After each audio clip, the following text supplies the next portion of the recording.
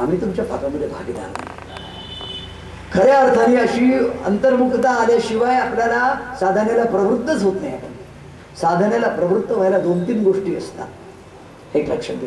एक तर पूर्वार्जित पुण्य पाहिजे, पूर्वसुकृताचा प्रबल ठेवा पाहिजे, की सगळ्या विपरीत परिस्थितीतून ते तुम्हाला कर्म जे असतं ते तुम्हाला ओढून नेतं एका विशिष्ट गोष्टीकडे. तसं त्याला तो आपल्याला ओढून नेतो. नाही तर एखादा आघात पाहिजे की ज्या आघाताने तुम्ही एकदम संसारातून निवृत्त होता. तुकारामांच्या बाबतीमध्ये लक्षात ठेवा, वयाच्या 22व्या वर्षापर्यंत तुकाराम हा एक हुशार मनुष्य होता, सफल आणि तेजस्वी मनुष्य होता. 21-22व्या वर्षी त्याच्यावरती अशा आपत्ती आल्या. त्याची आई गेली, त्याची वडील गेले, तसं गुरंढोरं गेले, त्याची बायको गेली, त्याचा भाऊ सोडून गेला. आणि तुकाराम एकदम परावृत्त, जे बदलले. 43व्या वर्षी तुकारामांचं वैकुंठ गमन आहे. काय गतिमान रीतीने प्रकार त्यांच्या जीवनाचा प्रवास तुम्ही पाहिला. आपल्या बाबांचा 1 वर्ष किती महिने सद्गुरुनाथ त्यांच्या जीवनात आले. पूर्णपणे पश्चिमेचा सूर्य पूर्वेकडे आला. बाबा कोणत्याही जीवनात गेले असते तरी करोडपती झाले असते, असे हुशार होते बाबा. ते नुसते व्यापारी जगात जरी गेले असते तरी इंदुरातले अग्रगण्य व्यापारी झाले असते. हा भाग नाहीये. परंतु त्यांच्या जीवनाचा तेरा धंदा अब मैं करूंगा, मैं देखता हूं तेरा धंदा कैसा चलता है, असं एकदा सद्गुरूंनी त्यांना म्हणून आपल्या हाती घेतलं आणि त्यांनी स्वहिताचा धंदा केला. आणि नुसतं मुद्दल घेऊन घेतलं ब्याज बाट. अजूनही आपण त्याचं व्याज खातोय, मुद्दल तसेच तसं. ही सगळी परमेश्वरी शक्तीची अद्भुत लीला असते. हा परत आला, त्यांचे पाय पकडले. कोणाचे? नारद मुनींचे. म्हणाले नाही, माझे कोणी साथी नाही. म्हणून लक्षात घ्या, ज्यांना सुखाचे सोबत माझे कोणी साथी नाही म्हणाले. आणि मग आपल्याला समजेल की त्याला त्यांनी आता तेच रामनाम आहे, आपणही घेतोय आणि तोही घेतोय. असं कोणतं वेगळं आहे रामनाम? होय, दशरथाच्या पुत्राचं आपण स्मरण करतोय. आणि आत्माराम जो शाश्वत या ब्रह्मांडाचा अधिनायक आहे, जो आदिनारायण आहे, तोच माझा राम आहे, तोच आत्माराम आहे, तोच परब्रह्म आहे, तोच सर्व आहे. संपूर्ण चराचरामध्ये कोंदून भरलेला रिता ठाव या राघवा वीण नाही. आणि त्याचा जो महामंत्र लक्षात ठेवा, नाम कोण देत आहे याला फार महत्व आहे. नारद नाम देत आहे. नामाचं नाम देणं हा शक्तिपात आहे.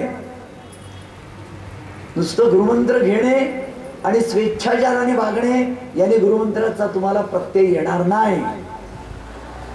गुरुमंत्र हा जपावा लागतो आणि जपावाही लागतो. गुरुमंत्र जपावा लागतो, त्याचं पावित्र्य. गुरुमंत्र ही चैतन्याक्षर आहे. एका साधनेच्या मुखातून जन्माला आलेली, एका सिद्धाच्या मुखातून जन्माला आलेली, आपलं कोट कल्याण करणारी, जीवाचं शिवामध्ये रूपांतर करणारी, आपल्याला स्वानंद साम्राज्याचा अधिकारी बनवणारी चैतन्याक्षर म्हणजे गुरुमंत्र असतो. तो साधं नाम नाही. आणि दाशरथी राम हे सत्य नाहीये. शुद्ध ब्रह्म परात्पर राम हे सत्य, आत्माराम. रामदास स्वामींचे शब्द तुम्ही कधीही विसरू नका. रामरूपी अंतरात्मा तुमच्या प्रत्येकाचा आणि माझा रामरूपी अंतरात्मा आहे. आणि या अंतरात्म्याला याचं नाव राम आहे. या रामाची ओळख करून देणारा सद्गुरू आहे. लक्षात घ्या, फक्त सद्गुरू येतात आणि नारद रूपी सद्गुरू त्याला आपल्या मुखाने श्रीराम नामाचं बीजारोपण त्याच्या हृदयास्थ करतात आणि त्याच्या मस्तकावर हात ठेवून त्याला समाधी लावून देतात. तो देहातीत होऊन 1000 वर्ष, काही 1000 वर्ष जप करत असतो. इतका हीच भारुड आल्यानंतर आपल्याला सगळं पुन्हा ज्या वेळेला नारद येत आहेत त्यावेळेला कुठे बसलाय त्यांना माहित नाहीये. ज्या वारुळातून श्रीराम श्रीराम श्रीराम जप चालू आहे. जप करायला जीव नकोय, जप करायला परावाणी आहे. परा पश्यंती मध्यमा आणि वैखरी याच्यामध्ये परेची या परते खर तिथ राहू निरंतर नामदेव म्हणाले परेच्या परते जे ओंकाराचं प्रणवाचं नाभिकमलाचं तो कंद आहे तिथे जग चाललाय, चालू झालाय. श्रीराम श्रीराम श्रीराम. बाकी सगळी इंद्रिय समाधीस्थ आहे, डोळे पाहत नाही, कान ऐकत नाही, फक्त हा नाद चाललेला आहे. देहवीणेतून झंकार यावा तसा आंतरदेह वीणेचा झंकार चालले, हे नामस्मरण आहे खऱ्या अर्थाने. आणि असं तसं हजारो वर्ष झालं त्याची काया पालटूनच गेली. सत्वगुण रजतमांकित असलेली काया संपूर्ण तो मुनिराज झाला, वाल्मिकी झाला. त्याने त्याला उठवलं, तो कुठे गेला, त्याला तमसेच्या तीरावरती आश्रम बांधला त्यांनी. एक दिवशी सकाळची पहाटेची वेळ आहे, पहाटेच्या वेळेला आपल्या एका शिष्याला बरोबर घेऊन हे वाल्मिकी मुनीचे यांना बुधकौशिक ऋषींनी कोणाची उपमा दिलेली आहे? पूजन्तं राम रामेति मधुरं मधुराक्षरम् आरुह्य कविता शाखां वंदे वाल्मीकी कोकिलम. कोकिळाची उपमा दिली. चहूकडे असा ऊन असतो, बडवा असतो उन्हाचा आगीचा. शांत आम्रवनामध्ये एका सावलीमध्ये कुहू कुहू असा आवाज ऐकू. तसा राम राम असं करून आमच्या त्रितापांनी पोळलेल्या या भवारण्यामध्ये हा कोकिळ आम्हाला शांत होतो. हे पहाटेच्या प्रहरी स्नानाला निघाले. उषक्काल पंचपंच उषक्काल ज्याला म्हणतात अशा वेळेला हे स्नानाला निघाले. कमंडलू घेऊन यांचं शिष्य यांच्या बरोबर चाललेलं आहे, तमसेच्या तीरावरती आलेले आहेत. तिथे हे म्हणतायत आपले मी तुम्हाला वाल्मिकी रामायणातल्या बालकांडात घेऊन चाललोय.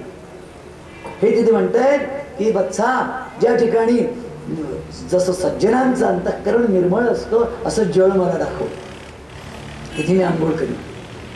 आणि ज्या जळामध्ये चंद्रमा पडलेला होता, अस्ताला जाणाऱ्या चंद्रमाचं प्रतिबिंब पडलेलं आहे आणि तळीच्या हे दिसत आहेत, वालुकण दिसत आहेत, असं स्वच्छ निर्मळ मध्ये राज तिथे आम्ही स्नान कर. त्याने तिथे स्नान आटपलं, तमसेचं तीर आपल्या कमंडलूत घेतलं आणि आपल्या आश्रमाकडे परत यायला पाचोळ्यांवरती पाय देत देत पहाटेच्या प्रहरीने निघालेले आहे.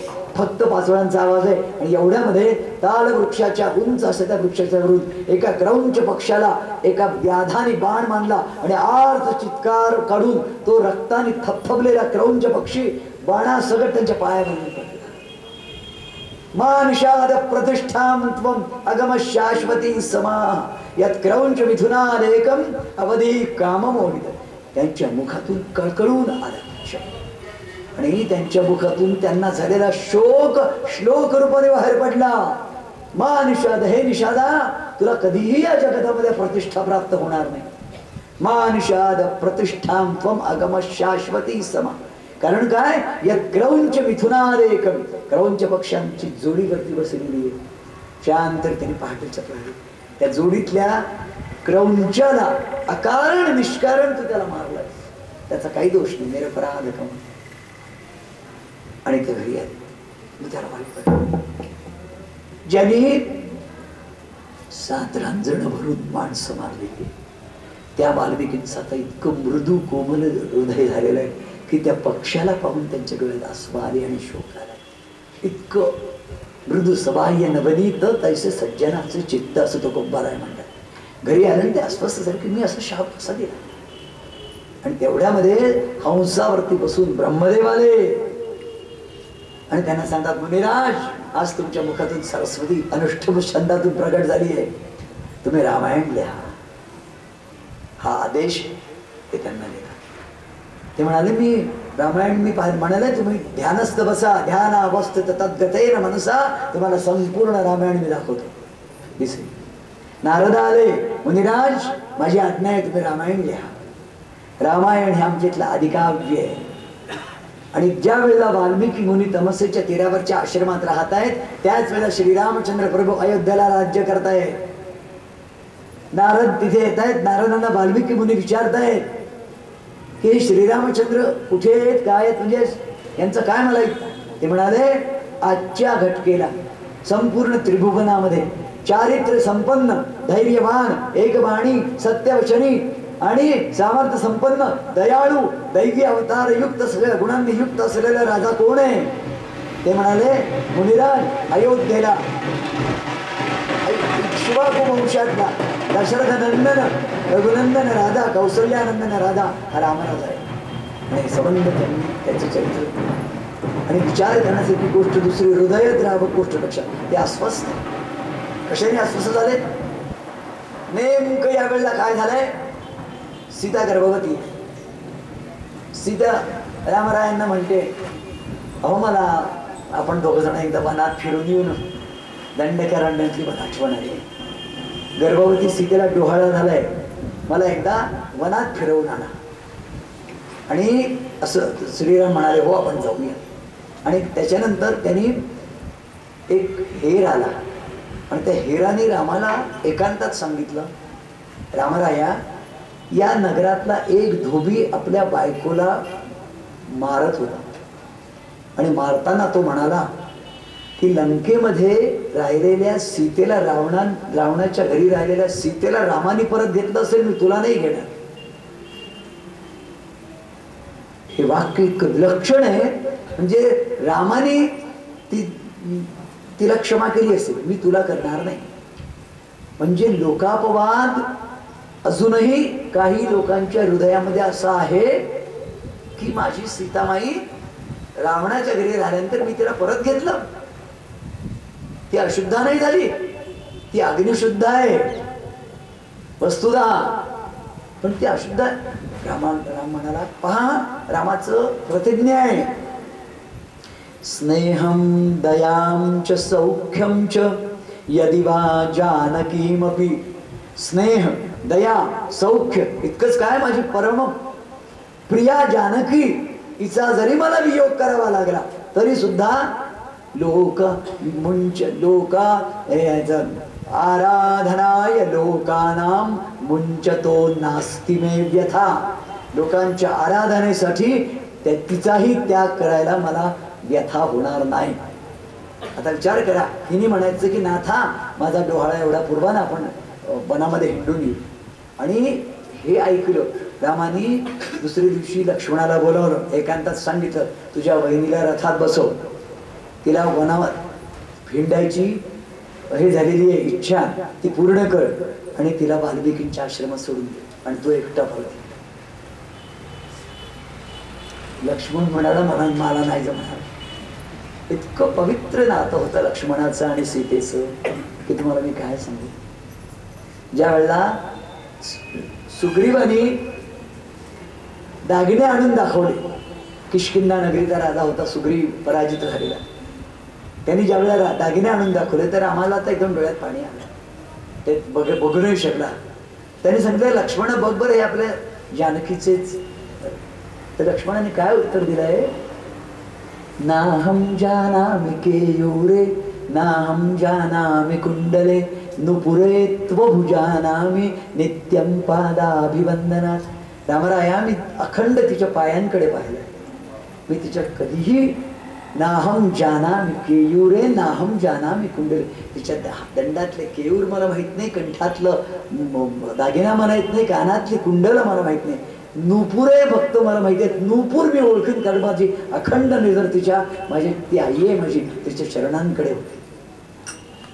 ही संस्कृती आहे आपली.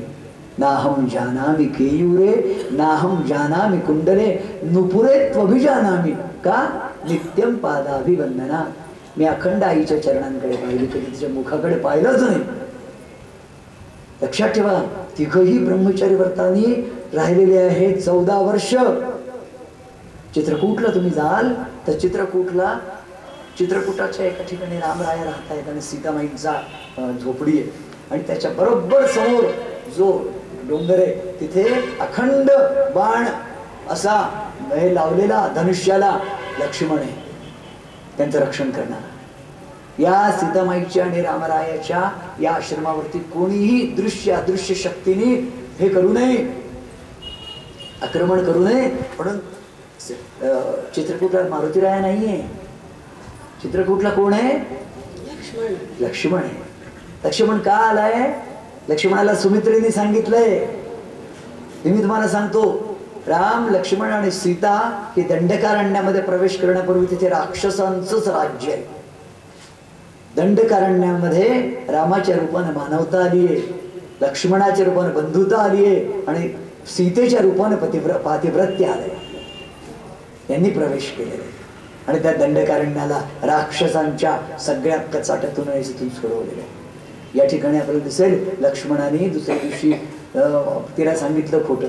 रामरायाने सांगितलं की मला राजकारणामध्ये काम आहे. राजकारण म्हणजे राज्यकारण. आजकाल हा शब्द इतका वाईट होऊन गेलाय हो, राज्यकारण. आपल्या म्हणून मला सांगितलं बहिणी तू माझ्या बरोबर चालायचं. आणि मग बहिणीला घेऊन ते हिंडून आले आणि संध्याकाळ सरसू त्यांनी बहिणीला त्याच्या दाराशी सोडलं आणि तिच्या पायावर डोकं ठेवलं. बहिणी मला दादाने सांगितलं तुझा त्याग करून परत ये. काय झालं असेल तिला? वज्रपात झाला. मला तुम्ही कुठे सोडता हा भाऊजी?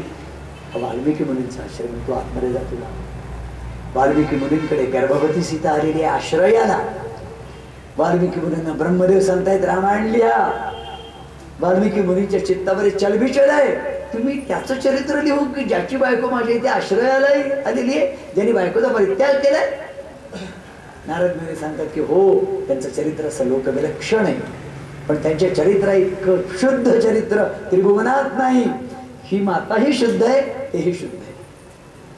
आणि आपल्याला असं दिसेल त्यांच्या एक लक्षात आलं, लोकापवादाच्या बाणाने विद्ध झालेला राम आणि व्याधाच्या बाणाने विद्ध झालेला क्रौंच पक्षी. लोकापवादाच्या बाणाने रामाला किती शोक झालेला आहे. रामाने आनंदाने सीता त्याग केलाय. एक क्षणभर राम सीतेला विसरू शकले नाही. आणि नंतर यथावकाश.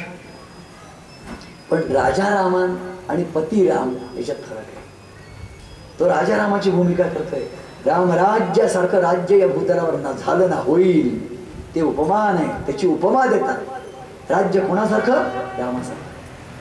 सांगायची म्हणजे लव आणि कुश जन्माला आले. त्या लवकुशांना वाल्मिकींनी रामायण लिहिलं.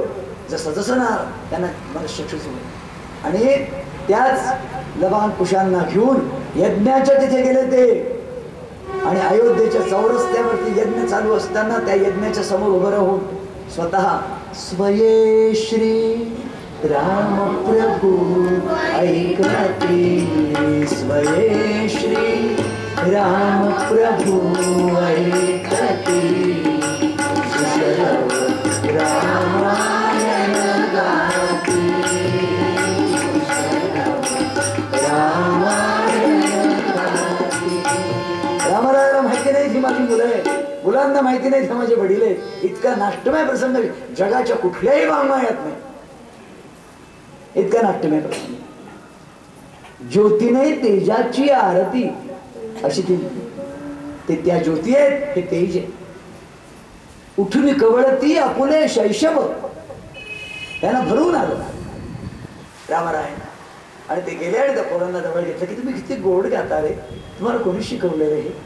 आमच्या गुरूंनी, आमच्या भगवंत. आणि असा हा नाट्यपूर्ण प्रसंग लक्षात घ्या. असा हा जो श्रीराम आहे ना, या श्रीरामांचं अवतरण मानवी मर्यादांची परमोत्कर्षता या जगामध्ये कृतार्थ करण्यासाठी झालंय. म्हणून त्याचं नाव मर्यादा पुरुषोत्तम आहे. पुरुषोत्तमाच्या सर्व मर्यादाने त्यांनी स्पर्श केलेला आहे. मग तो आदर्श पुत्र आहे. त्याच्या पुरुषोत्तमाची त्याची लक्षणं पहा. आदर्श पुत्र किती आदर्श पुत्र आहे लक्षात ठेवा.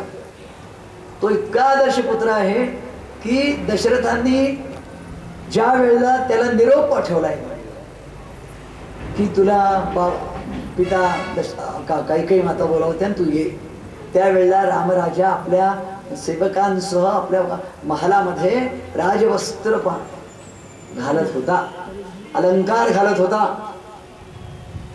आणि वडिलांनी बोलावलं म्हटल्याबरोबर तो गेला.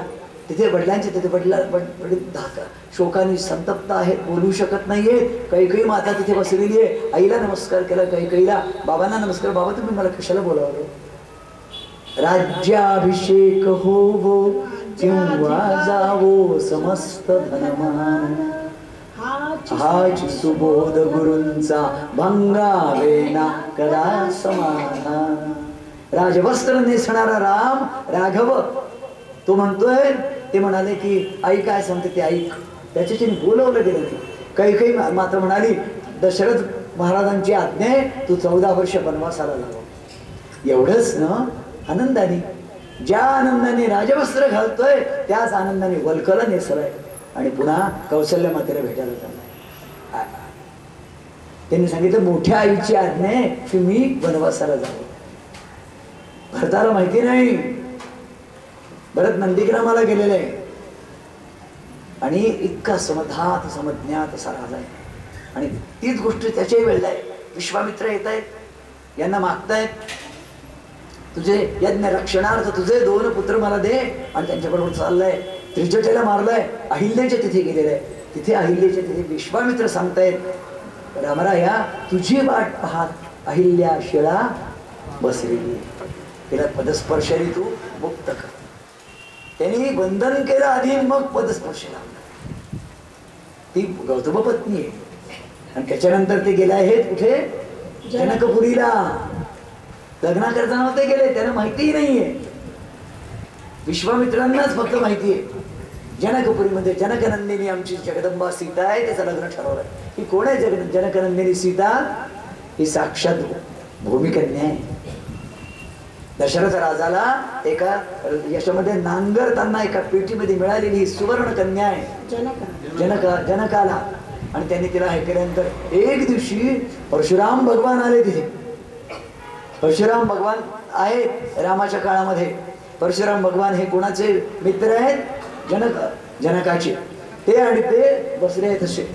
आणि त्यांचं जे शिवधनुष्य, परशुरामांना शिवांनी आपलं धनुष्य दिलं होतं, ते शिवधनुष्य घेऊन ही लहानशी पोरगी जी आहे ना, ही खेळायला लागली घोडा.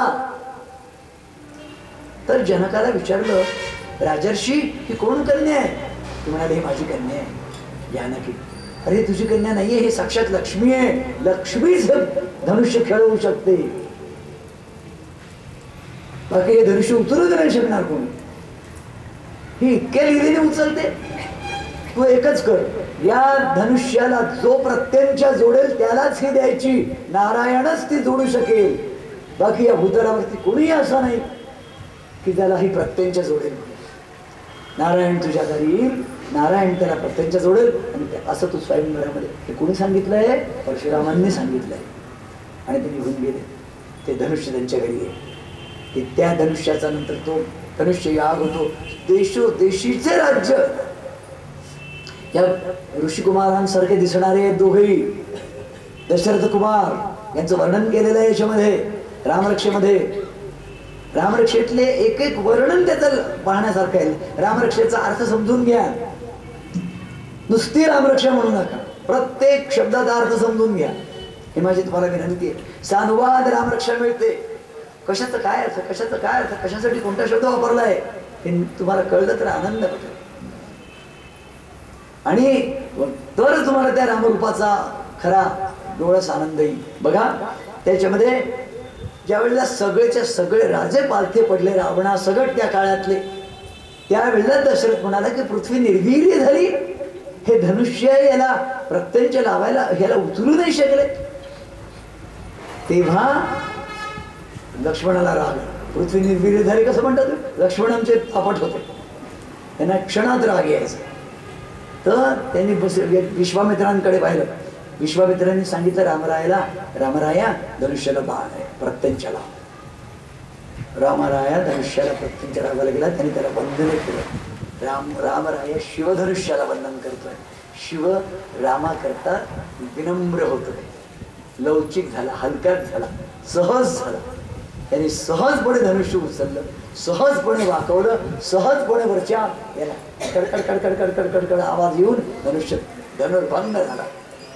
आणि आकाशाचे जडले नाते धरणी मातेचे स्वयंवर झाले.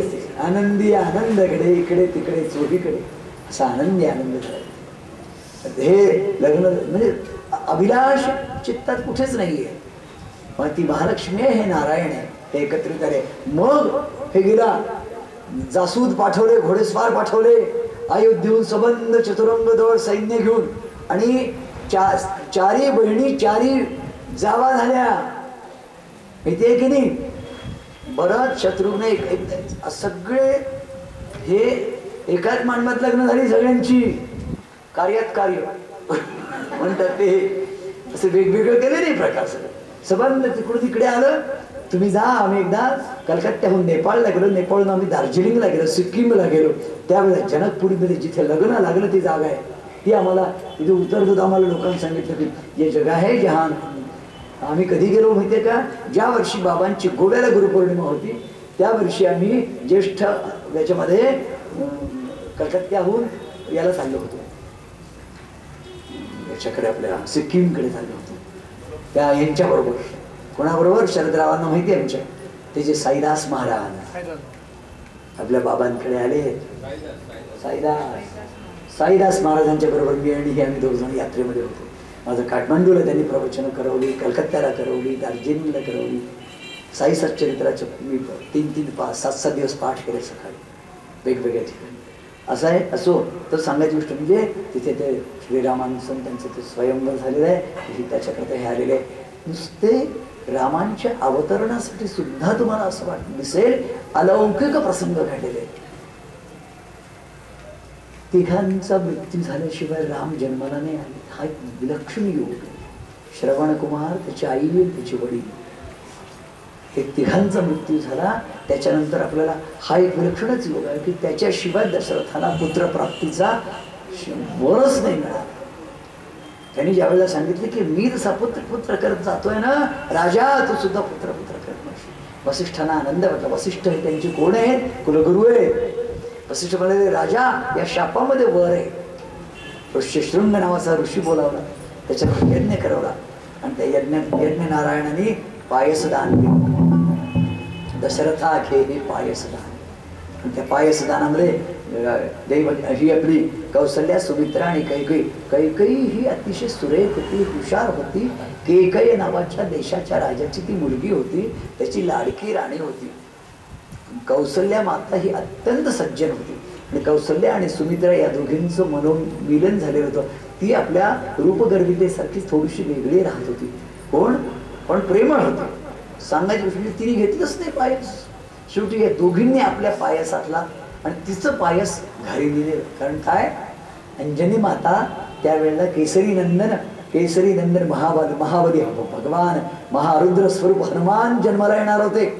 हे सगळे 5ही जण भाऊ आहेत एकमेकांचे. बरं, फक्त हनुमान मागून का आले तर धाकटे भाऊ आहेत, कारण आराध्य दैवतेची पूजा करायची म्हणून त्यांना अगोदर हे कर, बंद करा. कुठेतरी ऐकू आलं मला, माकडे काकांच्या खिशातलं बाळ बोललं.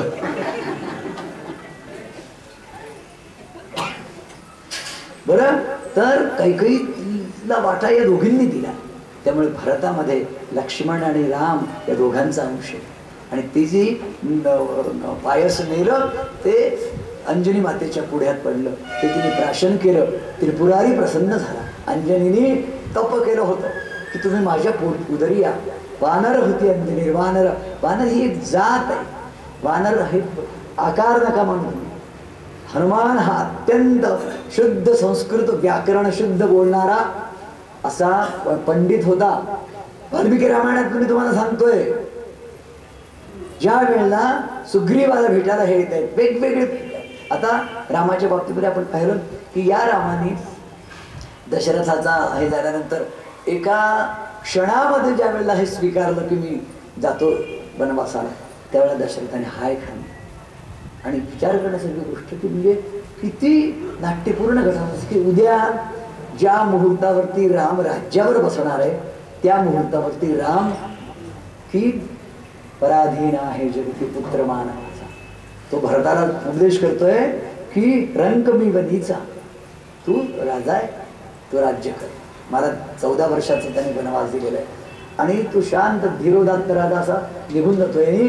आणि तो चित्रकूटला येतो, भरद्वाज मुनींकडे येतो, अनसूया आणि अत्री मुनींकडे येतो आणि ते त्याला सुचवतात की चित्रकूटला राहा. 11.5 वर्ष चित्रकूटला, 11.5-12 वर्ष चित्रकूटला वस्ती आहे रामाची. बरं, आणि शेवटचे 3 वर्ष तो कुठे आलाय? दंडकारण्याला. आणि त्याच्यातलं शेवटचं वर्ष जे आहे ते तिचं गेले कुठे? अशोकवनामध्ये हरण झाल्यानंतर. असं तो रामाचं ते दिव्य चरित्र घडतंय आणि त्या रामाला जाणीव आहे. रामाकडे नारद येतात. एकदा योग वसिष्ठ जी आहे, हा ग्रंथ आहे वसिष्ठ आणि राम या दोघांच्या संवादातून जन्माला आलेला. वसिष्ठ त्यांचे सद्गुरू आहेत रामाचे. राम समाधिस्थ होऊन गेले. वसिष्ठाने त्यांना जाग केलं. अहो राघवा, तुम्ही तर हा भूभार हरण करण्याकरता अवतार घेतलाय. तुम्ही जर असे कैवल्य समाधीमध्ये गेले तर आमचं कसं होईल? तुम्हाला या अयोध्येत पण राहायचं नाहीये, तुम्हाला खाली उतरायचंय, अयोध्येचा त्याग करायचा आहे. आणि त्याच्याकरता विलक्षण विलक्षण घटनांचं चक्र सगळं ऋषी इच्छेने झालेलं आहे. लक्षात ठेवा, हजारो ऋषींच्या यज्ञांचा विध्वंस करून, ऋषींना मारून त्यांच्या हाडांचे ढीग खाली आर्यावर्तामध्ये दक्षिणेमध्ये झालेले. हा रावण हा अजेय आहे. या रावणाला वर आहे की फक्त त्याला मानव मारेल, दानव आणि देव त्याला मारू शकणार नाही. याच्याकरता तुम्ही मानव रूपामध्ये आलेले आहात. मानव रूपात तुम्ही आलेले आहात. ब्रह्मदेवाने हिरण्यकश्यपूला मारायला एक वेगळा वर दिला, रावणाला एक. रावण हा विलक्षण मोठा शिवभक्त आहे.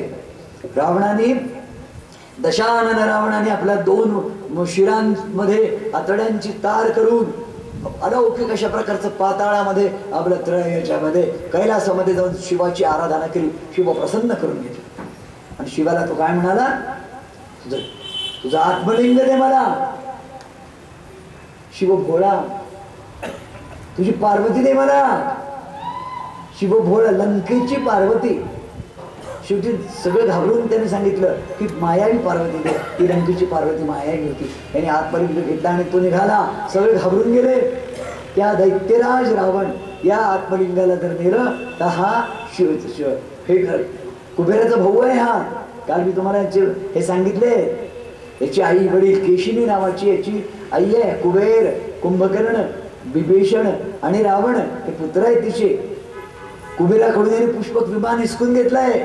ते लंकेला नेलेलं आहे. सुवर्णमयी लंका आहे पूर्णपणे. हा जात असताना शेवटी विष्णूंना दया आली. विष्णूंनी गणपतीला सांगितले की अरे गणपती बाप्पा मोरया, तू विघ्न हरता आहे आणि विघ्न करता ये.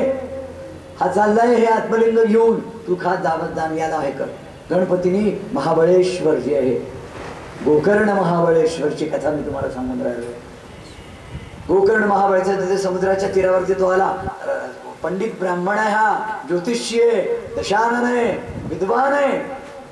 रावण तुम्ही असं समजू नका की काहीतरी अकराळ विकराळ राक्षस आहे. फक्त प्रवृत्ती अकराळ विकराळ आहे, आकृती नाही. आकृती नसते. वासना अकराळ विकराळ असतात राक्षसांच्या. आकृत्या चांगल्या आहेत अशा नाही येते. त्याच्यामध्ये त्यांनी सांगितलं वाटत द्या. तर तो म्हणतो हा पोरगा गेला पटूचं रूप घेऊन गणपती. त्याला संध्या करायची होती. हा संध्येला बसलाय. तो म्हणाला तू माझी संध्या होईपर्यंत फक्त तू आत्मलिंग सांभाळ. याने जसं संध्येला हे केलं, प्राणायाम केला, तुम्हाला माझे हात दुखतात, मी शोधतो. अरे जरा थांब. तो गणपती पटूचं रूपात त्यांनी सांगितलं रावणा तू लवकर ये, मी टाकतो. असं करत करत 3 गायत्री जप नाही करू दिले, त्याने खाली टाकून ते जमिनीला चिकटून गेले. मग रावणाला त्यांनी एक झापण मारली त्याला. तो रडत रडत चालला गेला. त्याचं काम झालं. श्रीकृष्णाने त्याची पूजा केली. देवा गणपती बाप्पा ती पावला मला कारण कार्य. मग आपल्या 10-20 भुजांनी त्या रावणाने ते शिवलिंग असं उपटायचा प्रयत्न केला. त्याचा आकार गोकर्णाचा झाला. म्हणून गोकर्ण आणि महाबळी रावणाने त्याला उखडायचा प्रयत्न केला. म्हणून गोकर्ण महाबळेश्वर असं त्याचं नाव पडलेलं आहे. हे अतिशय रमणीय आणि सुंदर स्थान आहे. कृष्णेच्या काठे. तुमच्यापैकी अनेक लोक तिथे गेले असतील. मला अजून जायला मिळालं नाही. मी जाणार आहे. पण मी रामदासांच्या वाङ्मयात त्याचं गोड वर्णन ऐकले. रामदासांनी गोकर्ण महाबळेश्वराला वस्ती केली. रामदासांचं एक गोड पुस्तक आहे. ते तुम्ही अवघ्यांनी वाचावं अशी तुम्हाला मी करबद्ध प्रार्थना करतो. या वर्षभरात तुम्ही हे पुस्तक वाचाच. आमचे आदरणीय सन्मित्र आहेत सुनील चिंचोळकरजी. त्यांनी लिहिलेलं चिंता करतो विश्वाची हे पुस्तकाचं नाव आहे. अवश्य वाचा आणि मला कळवा. शुभांगीताई मी तुमच्याकडे पाहून बोलतोय. हो हो करू नका. हो काका मी पुस्तक वाचलं. बस मला आनंद आनंद वाटेल. तू पुस्तक वाचलं की मी सत्यनारायण करेन.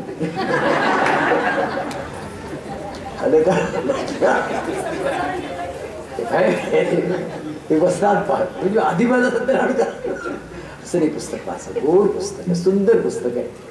आणि समर्थ रामदासांबद्दल तुम्हाला माहिती पाहिजेच हे लक्षात घ्या. त्याच्यामध्ये समर्थांच्या काळातल्या सर्व परिस्थितीचा ऐतिहासिक आढावा घेतलेला आहे. ते कादंबरी नाहीये. त्याच्यामध्ये त्यांनी गोड वर्णन केलं महाबळेश्वरला समर्थ आहे. असो सांगायचं अर्थ असे हे रामप्रभू, या रामप्रभूंच्या बाबतीमध्ये आपल्याला दिसेल की अयोध्येत राहिले नाही असं सरळ सरळ अध्यापा. रामचरित्र इतकं अगाध आहे, इतकं अपरंपार आहे, इतके त्याला पैलू आहेत की पुत्र म्हणून रामाचं, पती म्हणून रामाचं, राजा म्हणून रामाचं, मित्र म्हणून रामाचं, एक एक वेगवेगळे पाकळी उकलता एक एक दिवस जाईल असं ते चरित्र. रामचरित्राची दिव्यता वाल्मिकी रामायणात सांगितलेली आहे. यावत स्थास्यन्ति गिरया सरितश्च महीतले तावद रामायण कथा प्रचरिष्यन्ति भूतले. जोपर्यंत या पृथ्वी तलावरती हे पर्वत उभे आहेत आणि या नद्या वाहत आहेत, तोपर्यंत हे रामायण कथा लोकांमध्ये लोकांना बोध देत राहील. राम कधी झाले असं मला विचारलं तर मी सांगेन 9 लक्ष वर्षापूर्वी राम झाले. मला एकदम हसाल की सर काही काय बोलतात. राम 7,000 वर्षापूर्वी झाले असं आमचे इतिहासज्ञ सांगतात. त्याच्यामध्ये 5,500 वर्षापूर्वी श्रीकृष्ण आणि त्याच्या 2,500 वर्षपूर्व राम अशा प्रकारचा काल सांगतात. पण रामाने या जगातला पहिला सेतू बांधलाय समुद्राच्या खाली जो आहे सेतुबंध रामेश्वर. रामेश्वरापासून सिंहल द्वीपापर्यंत मानवी प्रज्ञेने बांधलेला पहिला सेतू म्हणजे रामाने बांधलेला सेतू आहे. या सेतूची जी नासाने काढलेली नासा या संस्थेने उपग्रहाद्वारे काढलेली जी चित्र आहेत त्या चित्रांचं जे एज आहे त्यांनी ठरवलेलं ते 9 लाख वर्षांचं आहे त्या सेतूबंध.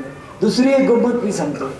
चित्रकूटला तुम्ही जाता, चित्रकूटला सीताकुंड नावाचं एक स्थान आहे. चित्रकूटला रामरायाचं ते 11.5-12 वर्ष राहिलेले.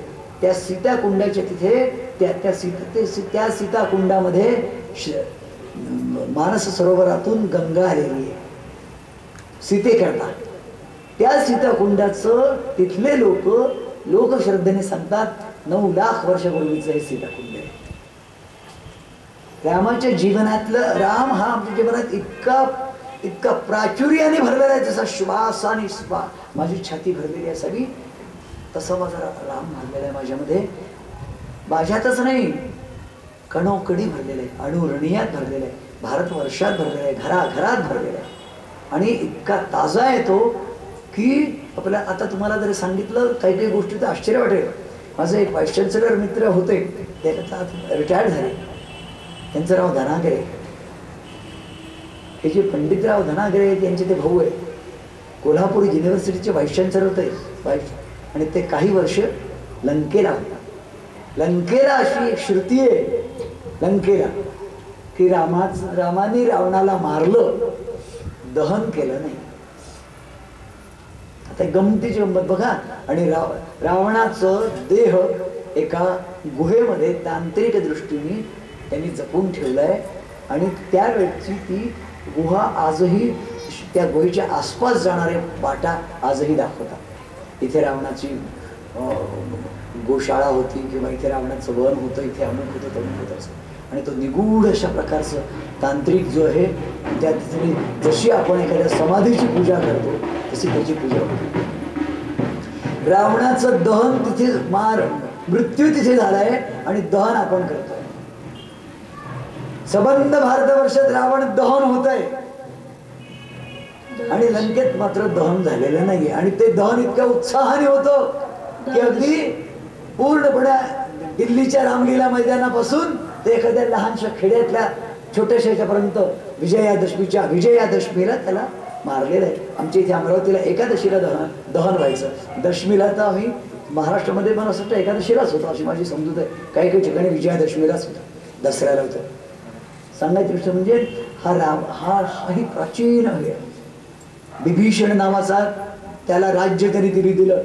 त्याची निस्पृहता इतकी आहे लंका ही अत्यंत सुवर्णमयी पूर्ण नगरी रामाने एका क्षणात सांगितलं. रामाने रावणाला मारल्यानंतर तिथे तो 2 दिवस नाही राहिला, कारण त्याचा सख्खा धाकटा भाऊ नंदीग्रामला त्याची वाट पाहतोय. त्याचं नाव भरत आहे. लक्षात ठेवा, लक्ष्मण रामाची छाया आहे. तसं भक्तराज महाराजांची छाया कोण आहे? रामानंद महाराज. माझ्या पुस्तकात मी त्याच्यात हे लिहिलं आहे की भक्तराज महाराजांची ध्वजा नील आकाशामध्ये फडफडत राहील आणि तिचा दंड जो आहे तो लक्ष्मण, तो आमच्यासाठी रामासाठी लक्ष्मण असाच आहे. राम काय आहे? लक्ष्मण छाया आहे. लक्ष्मणाने आयुष्यात दुसरं काहीच केलं नाही, फक्त रामाची आज्ञा मानली आणि रामाला कधीही उलटून उत्तर दिलं नाही. त्याला अत्यंत तेव्हा शोक झाला. रामाने त्याला सांगितलं होतं की बहिणीचं रक्षण करायचं आणि तो बहिणीच्या रक्षणाकरता राहिला. मारीच्याला मारायला राम गेला आणि धाव रामा धाव, लक्ष्मणा धाव, लक्ष्मणा धाव असं मायावीपणे तो ओरडला आणि सीतामाई घाबरली आणि लक्ष्मण जायला नाही म्हणत होता तर सीतामाई रागावली. मग सीतामाईंच्या मला सुद्धा पाणी हवंय, तुम्हाला पाहून मला तहान आली, थंडगार पाणी मला लहानसं द्या, बरं माझं पाणी गरम होऊन जातं, कोंबट होऊन जातं, एक घोट पाणी द्या. सांगायची गोष्ट म्हणजे त्या रामाच्या बाबतीमध्ये आपल्याला असं दिसेल, त्या लक्ष्मणाच्या बाबतीमध्ये त्याला पहिल्यांदा त्याला वाटतं रामाची आज्ञा उल्लंघली, रामाच्या आज्ञेविरुद्ध तो बाहेर पडला आणि तेवढ्या वेळामध्ये रावणाने छद्मीपणाने तिचं हरण केलेलं आहे. त्याच्यानंतर हे दोघही भाऊ वेड्यासारखे होऊन गेले. आता विचार करण्यासारखी गोष्ट आहे. श्रीकृष्ण असो की श्रीराम असो, यांच्या जीवनात इतक्या असंभव घटना घडलेल्या आहेत आणि इतके दुःखाचे डोंगर त्यांच्यावरती रामरायाच्या वरती हे झालेले आहेत की तो खाली जात असताना त्याला आणि मग त्याला मदत कोणी केली आहे? जटायूंनी मदत केलेली आहे, भिल्लांनी मदत केलेली आहे, वनचरांनी मदत केलेली आहे, वानरांनी मदत केलेली आहे, पक्ष्यांनी मदत केलेली आहे. हे सगळे रामाने सांगितलेले होते. सगळे ऋषी आहेत, सगळे त्या त्या अवतारात मध्ये रामाचं दर्शना करता आलेले आहे. राम खाली चाललाय, जाता जाता तो पंपा सरोवराच्या तिथे आलेले. तिथे आल्यानंतर या दोन्ही ऋष्यमुख पर्वत आहे, त्या ठिकाणी त्या पंपा सरोवराच्या तिथे गेल्याबरोबर सुग्रीवाने वरतून पाहिलेलं आहे. सुग्रीव आणि वाली दोघ जण भाऊ आहेत. दोघांचं अतिप्रेम आहे परस्परांवरती. सुग्रीव हा वालीचा धाकटा भाऊ आहे, त्याची तारा नावाची पत्नी आहे, सुग्रीवाची पत्नी आहे आणि या सगळ्याच्या याच्यामध्ये एका त्या राक्षसामुळे त्या राक्षसाला मारायला वाली जातो आणि त्यांनी सांगितल्याप्रमाणे त्या गुहेमधून तो अपेक्षित वेळात बाहेर येत नाही. सुग्रीव तिथे गुहेला दगड ठेवतो. त्याच्यानंतर तो वाली आतमध्ये त्याला मारतो, बाहेरतून सुग्रीवाला म्हणतो, तुला राज्याभिलाष होता, तुला माझ्या पत्नीची अभिलाषा होती. आणि मग सुग्रीव आणि वाली या दोघांचं युद्ध होतं. सुग्रीवाला वाली त्याच्या किष्किंधेच्या बाहेर पराजित करतो. सुग्रीव तिथे याच्यामध्ये असतो पर्वतावर आणि हनुमान त्याचा सचिव आहे, दूत आहे. हनुमंताचं काय वर्णन करतो? हनुमंत ही मारुतीराया ही आपली प्राणशक्ती आहे. लक्षात ठेवा, हनुमंतासारखं मोठं दैवत नाही. समर्थ रामदास स्वामींनी आमचे सांगितलेले तुम्हाला सांगतो. हनुमंताला सीतामाईनी चिरंजीव केलंय तुमच्या आमच्या करता. अश्वत्थामा बलिर व्यासो हनुमांश विभीषणा. शक्ती आणि भक्ती यांचं दास्य भक्तीचं समूर्त अवतार म्हणजे महारुद्र हनुमान आहे. यांनी फक्त एकच गोष्ट केली आहे. यांनी हे तो हनुमंत यांना भेटायला पाठवतात. सुग्रीव त्याला विचारतो ते हे दोघं जण जे येऊन राहिलेले तरुण योद्धे दिसत आहेत, हे ऋषीपुत्र दिसत आहेत, हातामध्ये कोदंडधारी आहे, पाठीवरती बाण आहे, जटा आहे, ही जी काही आहे कोण आहे जरा चौकशी कर, हे वालीने पाठवलेले तर नाही. आणि हनुमंत खाली येतो, एका झाडावरती बसतो आणि शुद्ध संस्कृतमध्ये त्याचं आणि लक्ष्मणाचं भाषण होतं. लक्ष्मणाला राम म्हणतोय त्यावेळेला की आपल्याशी जो बोलतोय तो व्याकरण शुद्ध संस्कृत बोलतोय, पंडित असला पाहिजे. आणि नंतर तो खाली उतरतो आणि नमस्कार करतो आणि तो सांगतो की मी सुग्रीवाचा दूत आहे आणि मी तुम्हाला घ्यायला आलो आहे. तुमची इच्छा असेल तर तुम्ही आमच्या सुग्रीवाचं कल्याण कराल. तुम्ही राजे आहात या भूतलाचे. राम हा राजा संपूर्ण समुद्र वलयांकित पृथ्वीचा राजा आहे, अयोध्येचा थोडी राजा आहे. राजा म्हणजे कोण आहेत? अनंत कोटी ब्रह्मांड नायक महाराजाधिराज ही पदवी आहे. कलेक्टर नाही इंदूरचा. लक्षात आलं का? आपल्या काय झालंय, आपल्या बुद्धीच इतके लहान झालेले की आपल्याला या विरुद्धावरीचा अर्थच नाही कळत. अनंत कोटी ब्रह्मांड नायक हे लक्षात घ्या. ब्रह्मांड म्हणजे काय? भू भुवा स्वहा महा जना तपा सत्या आणि अतल वितल सुतल तला तल रसातल महितल पाताळ या 14 भुवनांचं मिळून एक ब्रह्मांड. अशी अनंत कोटी, इन्युमरेबल, काउंटिंग नाही करता येत. इन्युमरेबल, अमित, अनंत कोटी ब्रह्मांडांचा नायक असं आहे. त्याच्यामुळे सामान्य व्यक्तित्व नाही आहे त्याच्यामुळे. आणि तो आता त्या सिंहल म्हणजे लंकेचा जो राजा आहे, लंकाधिपती दशाननाचा, त्याला नेस्तनाभूत त्याच्या घरात जाऊन केलंय. त्याच्या घरात जाऊन. आणि कुठल्याही प्रकारचं आपल्या जवळ सहाय्य नसताना त्यांनी ताबडतोब SMS नाही दिला भारताला की सैन्य पाठवा. शांत तिने विचार आपण काय भरताला त्यांनी बोलावलं नाही कुठल्याही यांनी. जे असेल ते साधन घेऊन राम पुढे गेलेले. पुरुषोत्तमाची मर्यादा म्हणजे काय हे लक्षात घ्या. तिथे ते भेटले आणि सुग्रीवाची रामाची भेट घडवली. तसं पाहिलं तर दोघंही असेच दुःखित आहेत. सुग्रीव निष्कासित झालेला आहे, रामाच्या पत्नीचा वियोग झालेला आहे.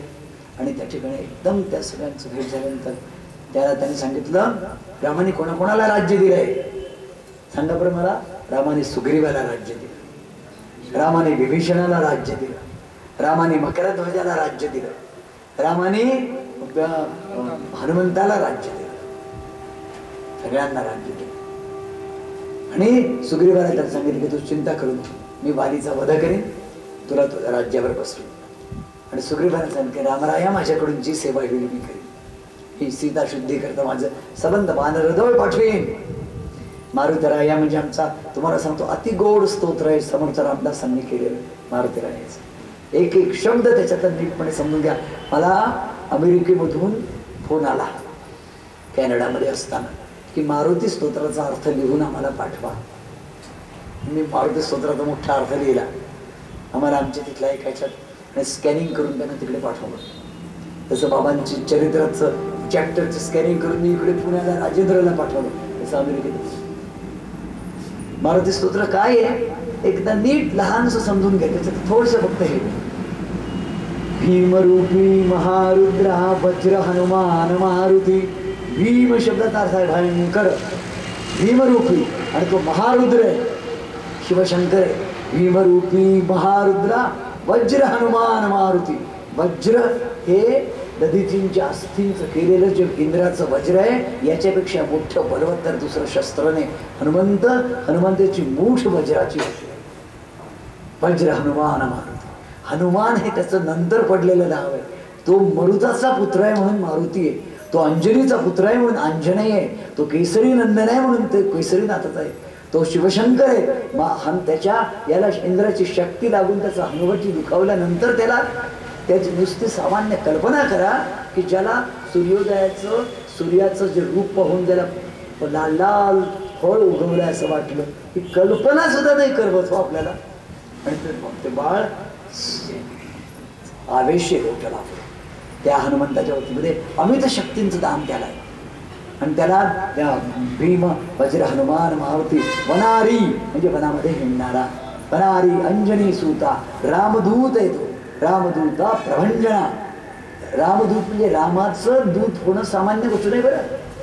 दूत म्हणजे आपल्या हृदयातला भाव गुह्य त्या दूताला सांगून त्यांनी रामाला पूर्णपणे माहिती होतं की लक्ष्मणालाच सीता सापडणार आहे म्हणून आपली मुद्रिका त्याला दिली. हनुमंताला मुद्रिका दिली आपली ती त्यांनी मुखात ठेवून जलधी पार पाडली. हनुमान चालीसा हे जितकं जागृत स्तोत्र आहे तितकंच जागृत स्तोत्र दुसरं कोणाचं आहे? भीमरूपी महारुद्रा. या दोघांमध्ये तुम्ही तुलना करा म्हणजे लक्षात येईल. हनुमान चालीसेवरती एकदा आम्ही अबुधाबीला गेलो असताना मुरारी बापूंची अलाहाबाद युनिव्हर्सिटीमध्ये प्रवचन सगळं. आणि दोघांनी आंघोळ करून उद्बत्ती लावून प्रवचन ऐकली. इतकं सुंदर बोलत होते हनुमान चालीसा, गोड. आणि त्याचे नोट्स काढल्या मी पूर्णपणे, की आपल्याला पुढे केव्हाही बोलावं लागेल हनुमंतावरती. तर सांगायचं तत्व हे, बनारी अंजनी सुता रामदूता प्रभंजना महाबळी प्राणदाता. कोणाचं प्राण वाचवलं त्यांनी? लक्ष्मणाचे प्राण वाचवले. महाबळी प्राणदाता सकळा उठवी बळे. हनुमंत म्हणजे उत्साहाची मूर्ती आहे, असं मरगळलेलं पण त्याच्यामध्ये लख लख लख लख लख लख असा तेजस्वी सौदामिनी आहे. सकळा उठवी बळे. पुढे सौख्यकारी शोकहर्ता धूर्त वैष्णव गायक. हनुमंत गायक आहे, हे तुम्हाला माहिती आहे की तुम्हाला माहित नाही? हनुमंत गायक आहे. हनुमंत गायन करून भगवंताचं रामाचं आराधन करतोय किम पुरुष वर्षामध्ये भागवतात सांगितलं नाही. म्हणून गायक. वाटेल ते शब्द रामदास स्वामी वापरतील का? कधीही नाही. वैष्णव गायक दीनानाथ हरिरूपा. हरी म्हणजे तो हरी नाही, सिंहासारखं रूप आहे त्याचं, प्रबल रूप आहे. सिंह राजा असतो. हनुमंत असा कधी दुय्यम म्हणून जन्माला आलेला नाही. ही बॉर्न लाईक ए कॉन्करर. काही लोक जन्मालाच येतात राजा म्हणून, काही लोक नुसतेच नावाचे राजा असतात, गुलामासारखे राहतात. अशी स्थिती म्हणजे जगामध्ये वेगवेगळ्या प्रकारचे लोक आहेत. हनुमंत कसा आहे? बलवंत आहे, शक्तिवंत आहे, बुद्धिमंत आहे. तिन्ही शक्ती आहेत त्यांचं. आणि पुढे सौख्यकारी शोकहारी धूर्त वैष्णव गायका दीनानाथा हरिरूपा सुंदरा जगदांतरा. पाताल देवता हंता. पाताळातल्या देवतांना मारलं त्याने आणि रामांना आणि लक्ष्मणाला वरती आणलं. माहितीये तुम्हाला ही गोष्ट? माहिती सांगत नाहीये. पाताल देवता हंता भव्य सिंदूर लेपना लोकनाथा जगन्नाथा प्राणनाथा पुरातना. पुरातना शब्द कसा वापरला? तो पुरातन शिवपुरुष आहे, आदि शंकर आहे, भगवान महारुद्र आहे. पावना परितोषका प्रयाग्री उचली बाहो आवेशी लोटला पुढे कालागरी कालरुद्रागरी देखता कापती भय. ब्रह्मांड मायने निर्णय आवळे दंतपंगती. त्यांनी ज्या वेळेला आपले दात खातात, बाबा आमचे दात खाऊन बोलायचे ते पाहिले का? आता वाटत की आता काय मारतात की काय होतात असं म्हणा वाटत, परंतु तो त्यांचं नाटक असायचं ते अजिबात असे. हा असं वाटायचं की आता दात दाढा भयंकर असायच्या की याचा ब्रह्मांड मायने निर्णय आवळे दंतपंगती. नेत्रागणित चालिल्या ज्वाळा मृगुटीत त्राटिल्या वळे पुच्छते मुरडिले माथा किरीटी कुंडलेवरी सुवर्ण कटिका सोटी घंटा किंकिणीना. आणि कसं आहे? ठकारे पर्वता ईसा नेटका सडपात. लठ्ठम मारुती नाही बरं, उठायला बसायला उडायला ताटतात. नेटका सडपात चपळांग पाहता मोठे महाविद्युल्लते परी. साधी विद्युल्लता नाही, कोटीच्या कोटी उड्डाणे झेपावे उत्तरेकडे. मंद्रांद्री सारी खाद्रोण क्रोधे उत्पाटी राबळे. आणीला मागुती नेला आला गेला मनोगत. एक एक वर्णन त्याचं. काही लोक जे सांगकामे असतात जो निरोप सांगतात तिथेच जगत बसतात. अरे परत काही हे दोन प्रकारचे लोक असतात, एक काम सांगे आणि एक सांग कामे. काही लोक असतात त्याला काम सांगितलं की तो दुसऱ्याला पासऑन करतो लगेच, की दादांनी सांगितलं पाणी घेऊन ये, म्हणजे दादा त्याला पाणी आणायला सांगतात, तो लगेच दुसरा सांगतो जा दादांनी सांगितलं पाणी घेऊन ये. त्याला म्हणायचं काम सांगे. आणि काही सांग कामे असतात, सांगितलं तेवढंच. आम्ही आहो सांग कामे. आम्हाला जर बाजारात पाठवलं बायकोनी की भेंडी आणत, आम्ही फक्त भेंडी आणतो, शेजारी कोथिंबीर सुद्धा तू बाय म्हणते सांग कामे हा म्हणतात. हे काही काही असे असतात. काय करतो, बुद्धीच चालत नाही आपली. आपली आहे ते हनुमंत जसे तिथे गेल्यानंतर संजीवनी कोणती हे कळलंच नाही. एवढं बुद्धिमान द्रोणागिरी तू विनाकारण तिथे जाऊन पुन्हा रामाने सांगितलं त्या सुषण वैद्याने सांगितलं अरे ही नाही ही तुला एवढी चक्कर कोण जाईल, बुद्धिमताम वरिष्ठ आहे. आणलं हे ठरलं काय पाहिजे ते घे घेऊन जाईल. हे बुद्धिमत्तेचं लक्षण. आणीला मागुती नेला आला गेला मनोगती. मनासी टाकली गतीसी तुरणासी.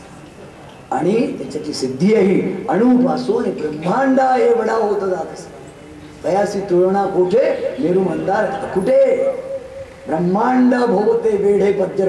लक्षात ठेवा हे दोन्ही प्रकार आहे, त्याची व्याप्ती आणि त्याची उंची, हे दोन्ही लक्षात घ्या.